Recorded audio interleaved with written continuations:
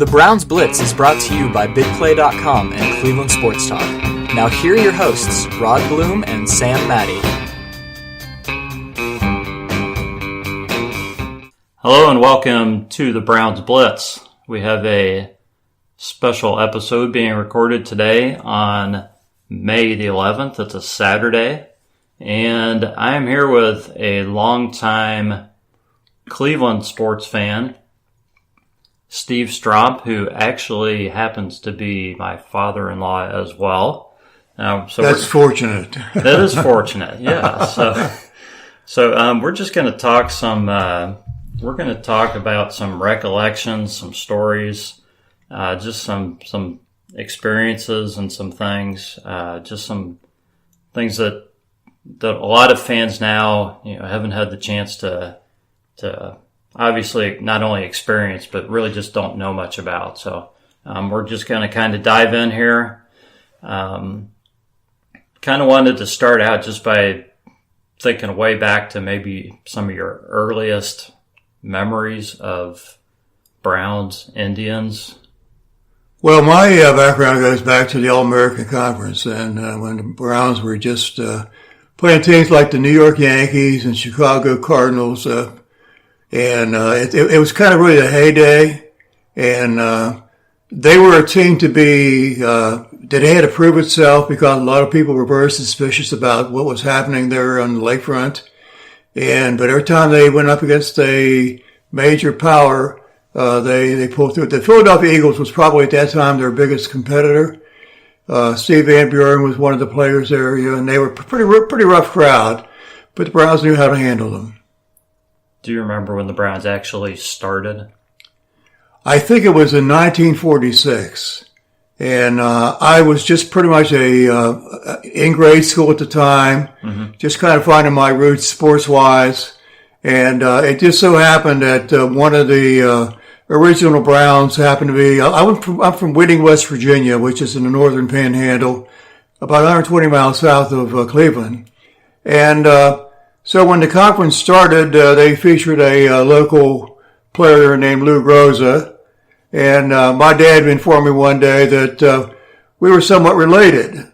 And as it turned out, that Lou's mother and my grandmother were sisters. So from that point on, I started following the Browns pretty religiously. In fact, it's very few games that I have missed either by radio or by TV since the day one. I just found some way of listening to the game or catching it, in a replay or something like that. But practically every Sunday or whatever about the day may be, I'm always there, rooting for the Browns. A little disgusted at times, but still hanging in there. It's definitely been a roller coaster ride over the years. I mean, as good as they were early and as bad as they've been in the last 20 years, excluding last season and what we're hoping for this season. So aside from Lou Groza and that relationship, who are some of your favorite players early on? Well, of course, Otto Graham and Horace Gillum. And the interesting thing about being a fan back in those days, autographs today, are just being sold at high prices and stuff like that. Mm-hmm. When I was a youngster, the fad was we would go out and buy, at that time, penny postcards. And we would send them to our favorite player, whether it be baseball or basketball or football. And believe it or not, you would get a authentically autographed 5x7 or 8x10 glossy print from that player. Now, you might have to send about 15, 20 cards to get one, but it's amazing that I had Jackie Robinson's, I had Otto Graham's. For some reason, although we were related, Lou Groza was a tough one to get, and I had to keep on sending those cards repeatedly until finally I got one sent to me. So I was very satisfied. But Paul Brown was really a genius at the time. He had a receiver there named Max Speedy, and they had what they called the button hook. The pass was just becoming more or less popular in the game, but the original Browns were, like I said. They had to make a name for themselves, and they indeed did. Yeah. So what?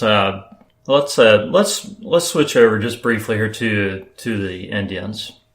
Same thing. Well, we're going to talk about both sports. So going back, what are your earliest recollections of the Indians? Well, my recollections go back to pretty much 48, the year they made it to the big time. Yeah.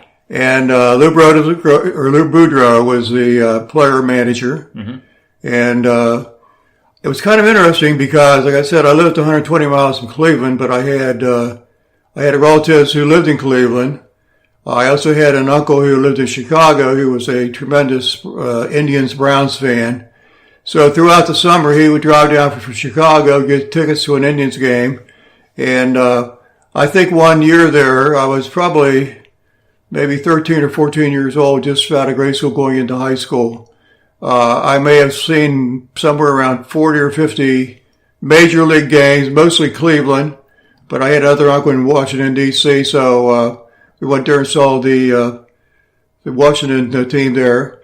And I wasn't too far from Pittsburgh, so I was motor up there with my dad, and we would catch games. So I was really kind of really into baseball and sort of collecting autographs too as the time went on. And so in those days, you kind of stood behind the left field wall there outside because that's where the parking lot was for the players. Mm-hmm. And you had to know what they looked like because sometimes they wouldn't admit to the fact that they were Gene Bearden or somebody like that, because I remember Gene Bearden was one that I approached. He said, "You must have the wrong person." He says, "My name is Mike Tresh," and he was I think a sub. But it was kind of interesting because one time I was hanging out by the players' locker room, and there was this woman there, and she got sort of the conversation. Here was Jim Hegan's wife. He was a catcher, and so she said, "What do you want to do?" I said, "Well, I got a couple balls I want to get autographed. One was for a friend of mine who couldn't make it today." And she says, "Well, let me see what I can do." So she went in and she spotted one of the general managers or the managers and asked him to pass it around, to have Jim pass it around. So I got about 3 or 4 autographs as a result of that. So, but that was kind of fun times. I mean, you had to spend, we had a lot of double headers on Sunday.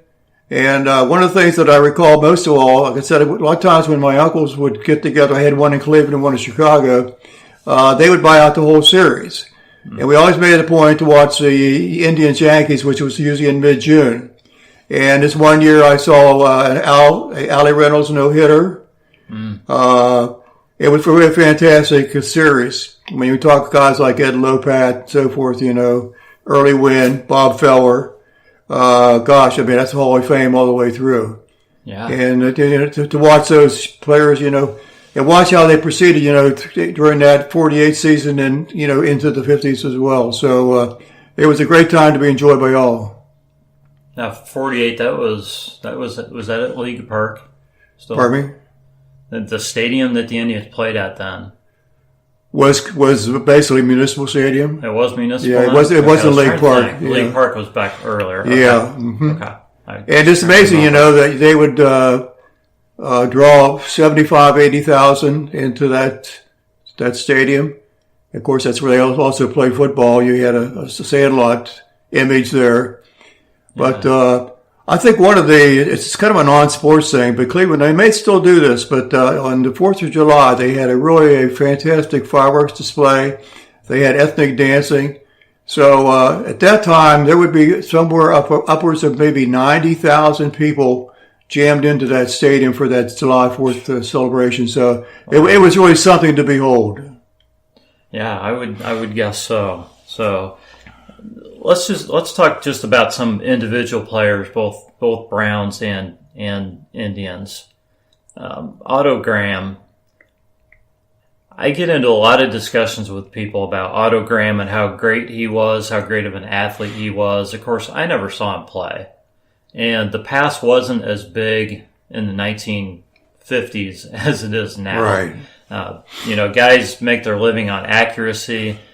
I'd kind of like just your thoughts on Otto Graham, the kind of player he was. How you think a guy like that would do today? Just if a guy like that came up with today's, training methods and everything, and had his shot to go through college like these guys do, and coaching today and everything. I fashioned Graham as being kind of an analytics quarterback. He was really a thinker. He probably wasn't as strong physically as some quarterbacks were, some backs, but he kind of knew the game. Paul Brown was innovative in doing many different things that I think spelled off onto Graham. But he kind of, stayed by himself. He was respected certainly throughout the league.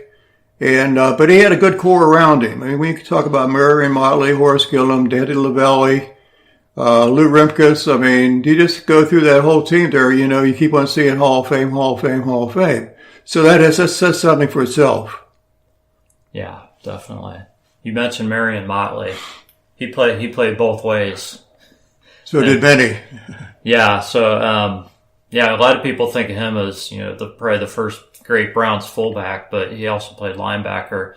And I've heard people say that they think he's, in their eyes, maybe the greatest football player they'd ever seen. So right. I just kind of wanted to get your thoughts on him. Well, he was really undervalued, I think, because he did so much, and like a lot of times, in those days, I mean, you didn't have the razzle-dazzle open offense as we do today. It was a pretty tight offense. So if you needed a yard or two or three or something like that, you knew who to go to.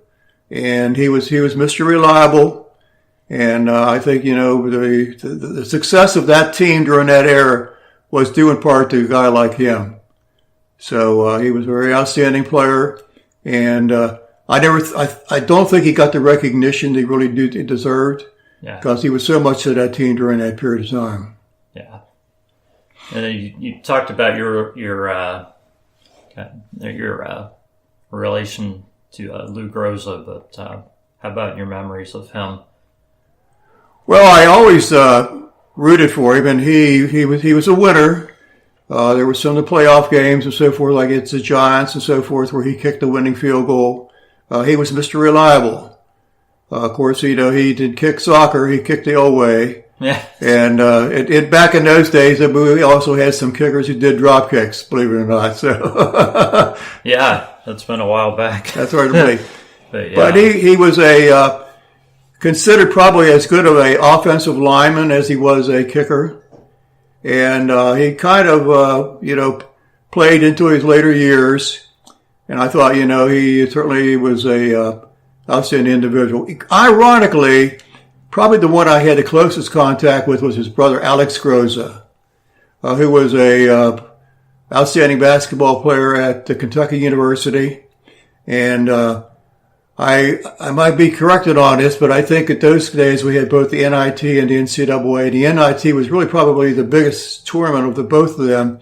And Alex Groza was the MVP in both of those. I think it was in 47 or 48. But unfortunately got involved in some scandal involving point shaving, and it kind of ruined his career. But on the floor, I mean, he was certainly they called him the Fabulous Five, and Adolph Rupp was the coach at that time, and they just commanded the entire circuit, so nobody could beat them. So they were an outstanding team. Yeah. Let's talk about Jim Brown a little bit. Wow. You remember when he was... Do I remember Jim Brown? Yeah, of course you do. But yeah. My best memory of Jim Brown was a game they played against the Steelers. And it seemed like the fact that I watched the Browns so much, sometimes I could call the next play based on the yardage and so forth. Yeah. But it just seemed like, when they got down to a point, they needed to make a couple of yards. They either have a pitch out to Bobby Mitchell, or maybe, Jim Brown maybe going over a right tackle or something like that. But this one was a pass that they threw out. It was kind of an island pass. They threw him out in the flat. They were playing the Steelers.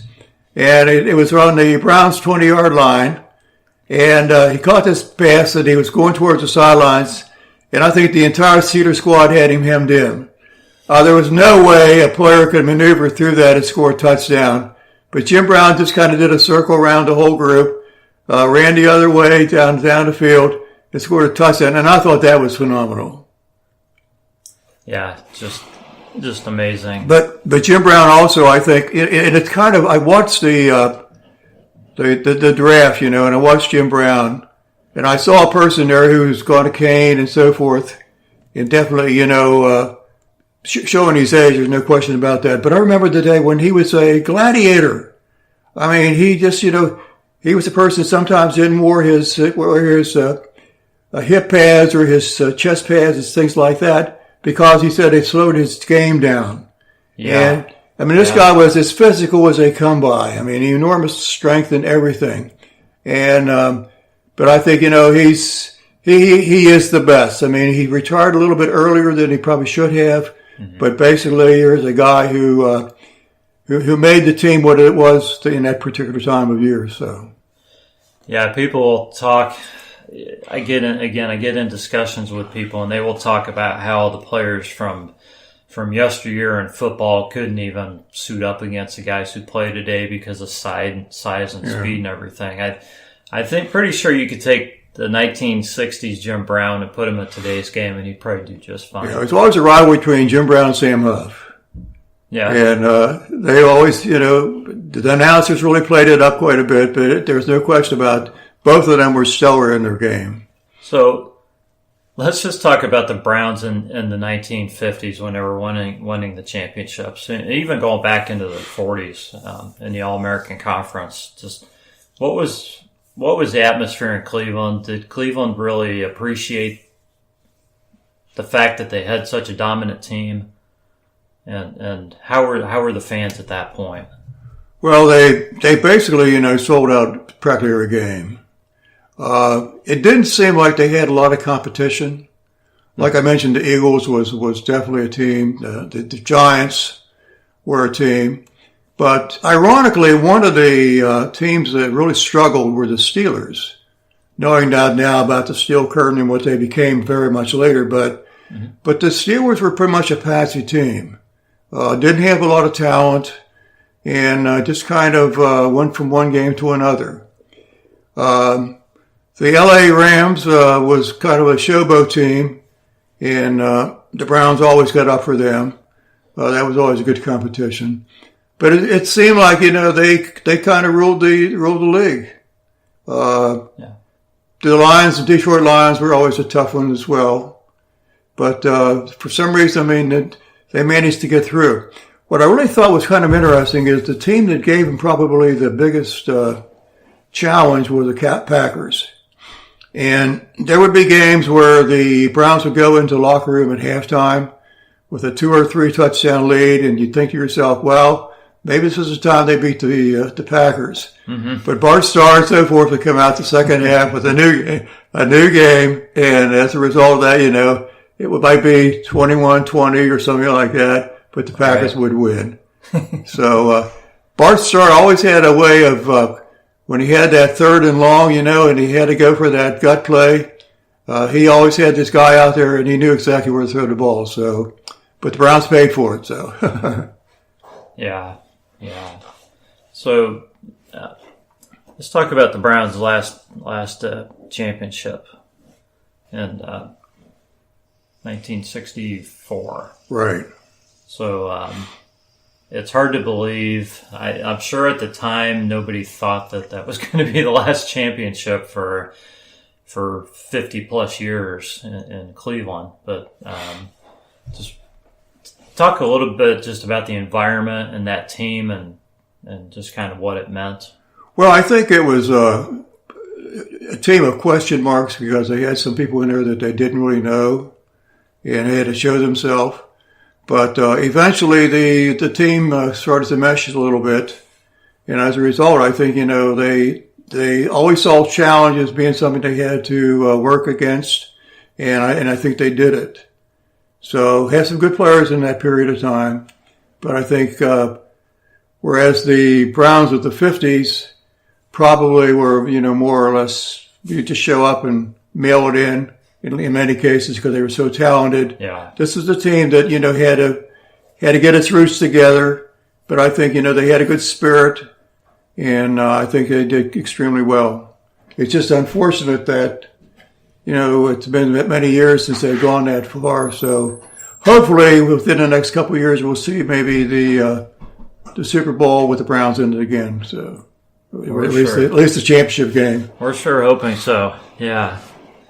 So let's go back to some old-time Indians, and we already talked a little bit about Bob Feller, but I don't know how often you saw him pitch, or Quite a bit. quite a bit. Quite a bit. Pretty special. Do you think he's Well, he was the one who was considered to be who had the most velocity on his ball, and he got a lot of notoriety. But you had a guy like Bob Lemon, who was not only a good pitcher, 20-game winner, but he's also a pretty good batter. So a lot of times, maybe it's a doubleheader in the second game. He might go in there and pinch hit or something like that. So he has some good qualities. The one he used to really get the fans going was Satchel Paige. Yeah. Because when they brought him in from the bullpen, the fans would just get up there because, he was a showboat, but he was also a guy, who could come in there and get the out if you needed that.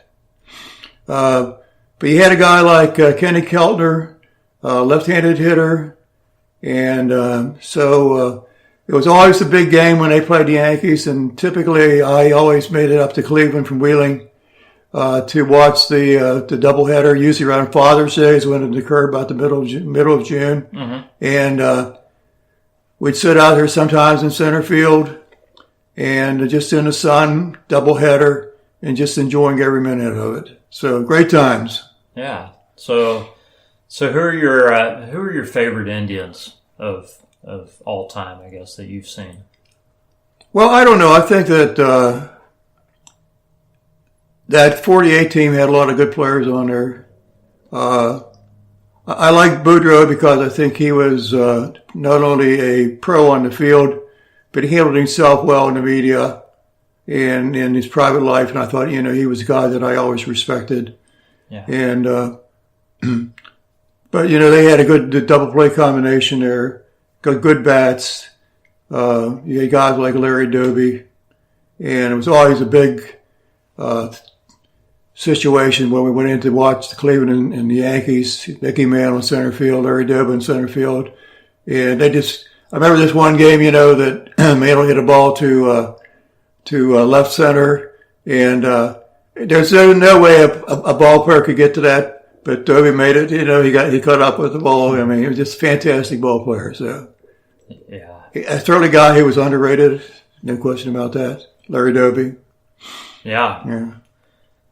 That 1948 team won the title. The 1954 team set a record by winning 111 games, and I think you just look at the numbers for that team and the pitching numbers and everything else, and it's really, I don't know if it's amazing or it's sad to see what happened in the World Series, but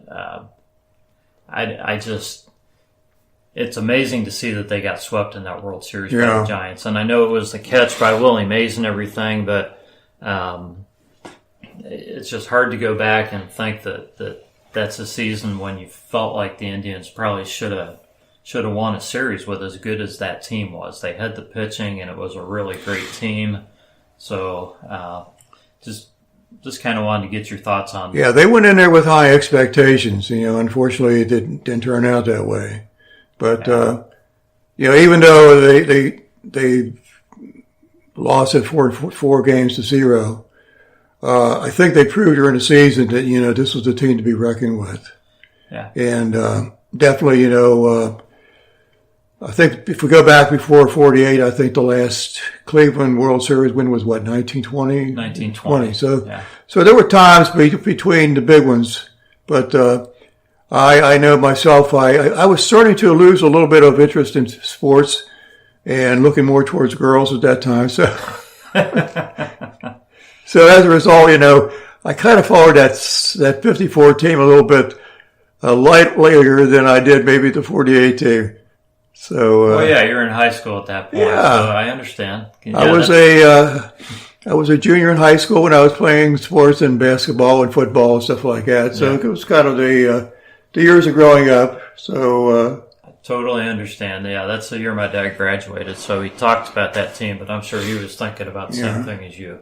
So, but I remember the announcers. They had Jimmy Dudley, Jack Grady back in the 40s, and I used to listen to games all the time. And I think one of the sponsors was a beer called Aaron Brew, and I don't know whatever became of that. But it was, you in Cleveland on a Sunday or on a weekday or weekend evening, you're walking down the streets and people would have their radios on, listening to the ball game, and kind of a fun time, really. I mean, wish we had that again, but it was just the fans were there. There's no question about that. Yeah, talking about the fans, do you feel like fans have really changed over the years? Maybe just talking Cleveland fans in general and the way they follow the sport and how energetic they are at games, things like that.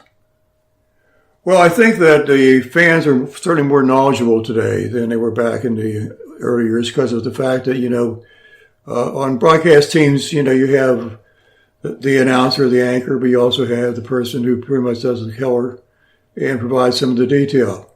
So I think that the fans in baseball and football are certainly more knowledgeable about the game. But I don't know. It's hard to see where it's going. I noticed the Major League Baseball, I just read here about a week or so ago, where attendance is down. And last year was kind of tough because a lot of bad weather at the start of the season. I know affected a lot of attendance numbers at the ballparks. Mm-hmm. But we're getting to the point where we don't have the really superstars as much as we had before. We have some out there, like in baseball.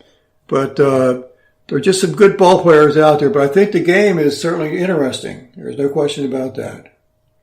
Yeah, I think the game still has some star players. I don't know if baseball's doing quite the job it should be doing in marketing some of these guys. So some of the guys who just signed the big deals, they need to really do some work on that. It seems like, fans go more for the bobbleheads than they do for the name players. It used to be, Mickey Mantle always drew a crowd.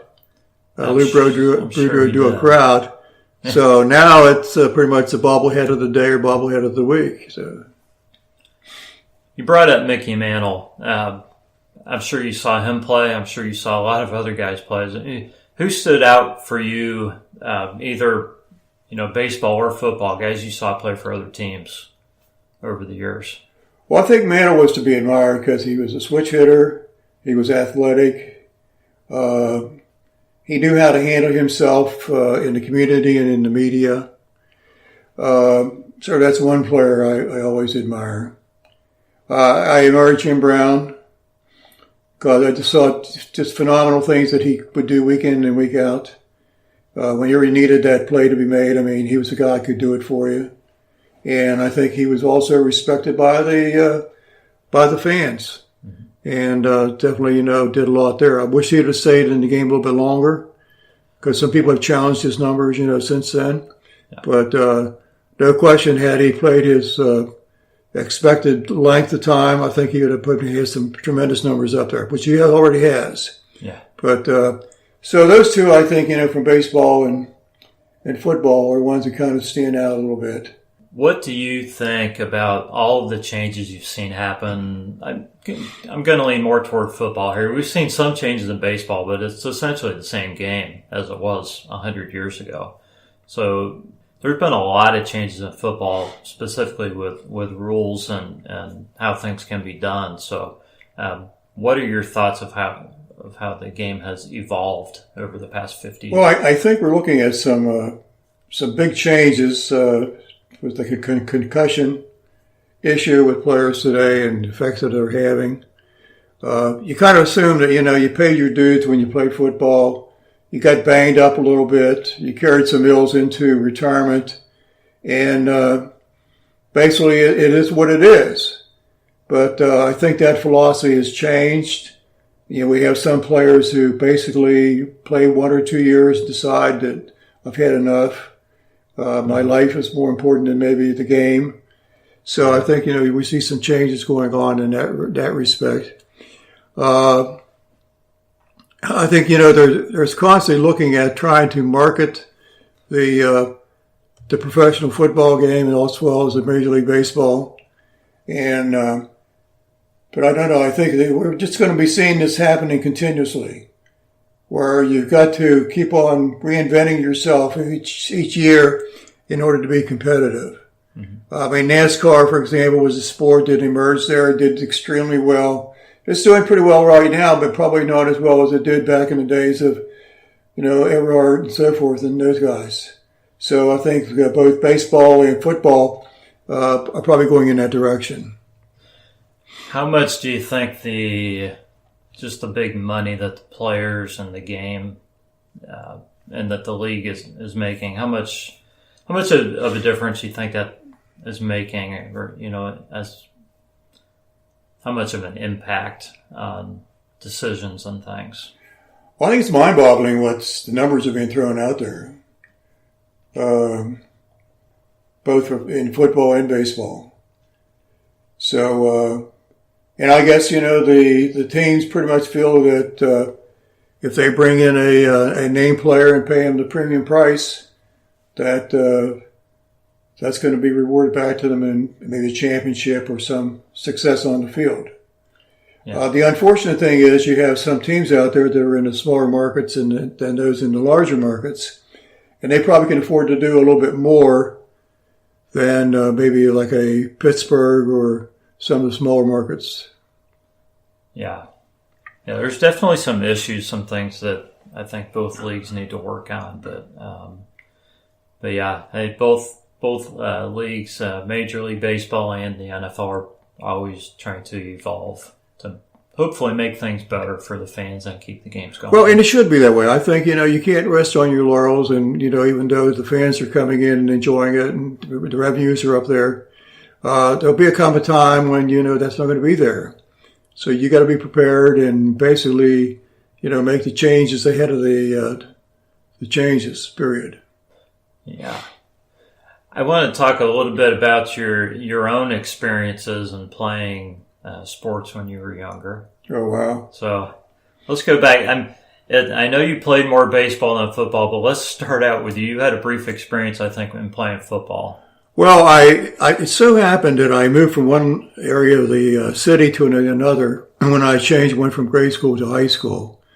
So I didn't have a chance to play high school or grade school football, but I never got a chance to really play high school football because I was new to the area and the team was already formed and so forth at the high school. So I kind of just laid back a little bit, and it wasn't until going into my senior year, the high school coach just said, Stromp, he said, you're too big of a person to be sitting just in a classroom. He said, we need you out there on the field. So I did go ahead and finish up my high school years while I played my senior year on the football team. So I played pretty much blocking back and linebacker. We went two ways in those days. So it was fun.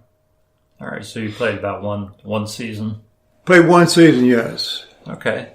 You played quite a bit of baseball, though. I played the Little League, nothing. Well, I don't know. I guess in the City League I was okay. I made the all-tournament team, and I think I had the highest batting average in the city among the 15-year-old players in that 15-year-old league. But I played American Legion ball, and we had a very unusual team, which always was very successful, well-supported. And we had our own bus. It was back in those days when they started to put in the protective helmets, the batting helmets. Mm-hmm. Up until that time, you used to wear your old woolen cap, and that's what you went to the plate with. So the Pirates were one of the teams that started to wear those, so we picked up and did that.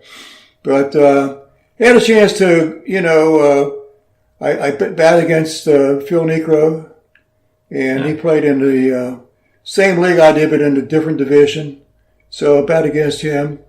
But in the Ohio Valley, where I was from there in the Wheeling area, we were pretty fortunate to have some players who actually went on to the big time. A couple guys named brothers George and Gene Freeze. I think one with the Cardinals and one with the Reds. There was a catcher named Johnny Promisa who was a backup catcher for the Reds. There was a person who kind of became a little famous by the name of Bill Mazeroski. Sure did. And it got to a point where the Pirates started looking at that area of the market, which is only 50 miles from Wheeling. And so they started to take a more interest in some of the players coming. So on my Legion team, nobody took up to the offer, but the Steelers, the Pirates, they extended an open invitation to the team, to the players who were actually finishing up, I think it was 18 years old at that time, to come up for a night with the team and just kind of casually work out. So they had some recognition of that area. And there were some players after that, not on my team, that actually, one did go to, I think, minor league ball in Erie, Pennsylvania, but that was about the extent of it. But it was fun times. Yeah, I'm going to go back to Phil Niekro because I think you're being a little modest when you said you batted off of him, because I think you did more than just face. Well, I got a double. I mean, that was about it. But you got a double off the Hall of Famer. He was throwing funny stuff. You know, his big pitch was, it wasn't a knuckler, it was a curveball at that time. He was developing it, but he didn't have the velocity that some did. So, but I thought it was a pretty good solid hit. I remember it well. So. You also was it in Little League where your coach was the bat boy for the Black Sox? Yeah, I was really fortunate when my years in Little League as well as in Legion Ball to have some of the best coaches. My first coach when I was in Little League was the bat boy for the infamous White Sox scandal team. And so he knew baseball pretty well, even though he was a bad boy.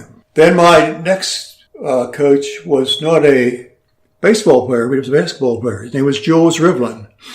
And he went to Marshall University and was an outstanding basketball player. Went back there later, became one of the coaches. He ran a sporting goods shop in town.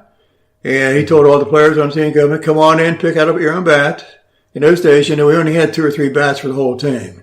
Yeah. So we all had individual bats. Wow. So he knew something about the game. But the one that when I was in Legion Ball was kind of interesting because the general manager, the coach of my team, was the third base coach for the New Orleans Pelicans. And I think that was AAA ball. Mm-hmm. But we also had a batting coach named Harold Vitale, who was in the Yankee farm system about the same time as Yogi Berra. Wow. His wife pretty much wanted a husband, so they discussed their situation. So he gave it up. He was pretty good, but he gave it up for the family and became a pretty solid standout baseball player. But I was fortunate to have him as a hitting coach. Yeah. So if you're going to put together an all-time team of the Browns, who's your starting quarterback? I like Bernie Kosar. Kosar? Because I think that he came out. I like Brian Sipe because Brian Sipe was come out of nowhere, and people started scratching their heads and saying, "Who is this guy?" Mm-hmm. But I like Kosar because I think it was a time when I was really kind of becoming a really solid fan of the team. I think he surrounded himself with some pretty good players. He had good energy. It's kind of interesting because I saw him play a couple games with Miami University before he went pro. They would come to Cincinnati, play at the University of Cincinnati. And so I went down and saw him play a couple games there in the Queen City. Yeah. But I always thought he was one that I admired. It was kind of interesting because I would videotape every Browns game. And I would take all those VHS tapes, whatever I had, whatever media was going at that time. Yeah. And I would store them, but sometimes in the off season, that's what when I was looking for something to do, I'd go into my library there, pull out a game. But he had the playoff games against the Broncos. Those woeful memories there. Yeah. And but there were some games when it just was phenomenal. There was always a big rival between Bernie and Boomer Esiason. Mm-hmm. And, of course, being in the general Cincinnati area, being in Dayton, that was kind of a big game. So, But I had a chance, to go see quite a few games, but always try to follow the Browns as much as I possibly could. Yeah, so I take it you're going to probably pick Jim Brown as your running back. I think Bodie Kosar as the as your quarterback, and then your running back's going to be Jim Brown. I take it. Right. Okay. How about your wide receivers, or just one or two? I don't know. I mean, I think there's been some great ones there. I like Warfield. Yeah. I thought he was good. I like Gary Collins. I think that he was kind of a steadfast guy. I liked Ozzie Newsome. I think the fact that he went with the Ravens, Cleveland still respected him and admired him. He's got to be your tight end. Yeah. Yeah. And I don't know. I mean, they've had some great offensive linemen. A lot of them. Yeah. Right. Yeah. So, just some good players over a period of time. You have one game for the Cleveland Indians. You need one game pitched. Who's the pitcher going to be for you? I always like Early Wynn. Early Wynn. Because he was kind of in the shadows of Lemon and Feller from that era. But he always seemed to be reliable. Mm-hmm. You could always trust him. I remember the game I saw with Al Rounds pitching the no-hitter. I think it was Early Wynn was the one came out in the second game or third game and it held them down, the Yankees, and they went on to win that game. So I kind of liked him. And do you have anything else you want to add for the fans? Any special memories? Well, I think that, we're always, our loyalty to a team is always challenged. And I certainly have been one that have been a little skeptical of what I've seen from time to time in terms of the team over the last maybe 10, 15 years. But hopefully now they found some roots. Because I think when you really put it down, Cleveland, Ohio is really Brownstown. Yeah. I mean, the fans up there, they like the Indians, there's no question about that. But the Browns pretty much is the adrenaline of that community. And we like to see that team come back and have some great times up there. So before we sign off, I've got to get a record prediction for this season for the Browns from you. I would have to go with maybe 11-5. 11-5? We'll take 11-5. I'll be happy with 11-5. Yeah. All right. Well, this has been the Browns Blitz. I want to thank Steve Stromp, my father-in-law, for talking with me today, and we will catch everybody next time.